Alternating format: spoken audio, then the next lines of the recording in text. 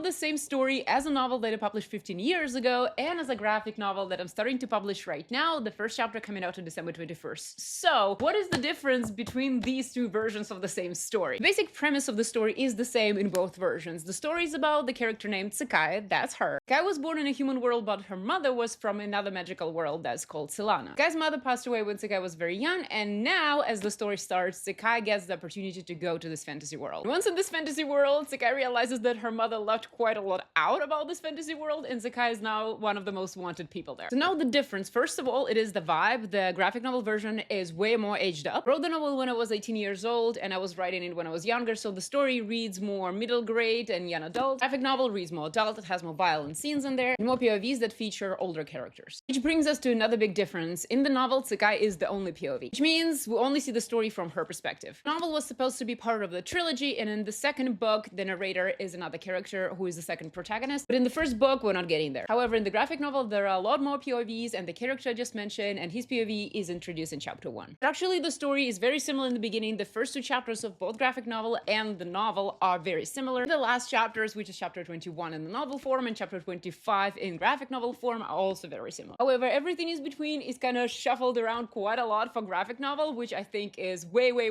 better version. Again, I wrote it when I was 18. I was young, I didn't know what I was doing. Even though I actually wrote part 2 to the novel, I never published it, and I don't intend to publish it. I don't intend to continue the series in the novel form. I'm very determined to finish the series in the graphic novel form. Instead of 3 books, the graphic novel will be broken down in 3 arcs. Working on a comic as we speak, this is chapter 12, and now that I'm publishing the comic, it will be coming out approximately every 6 months as I'm updating the old pages and the old style and polish it for publishing. So this is the story behind these 2 versions, but let me know if you have questions regarding my experience of writing both novel and a graphic novel.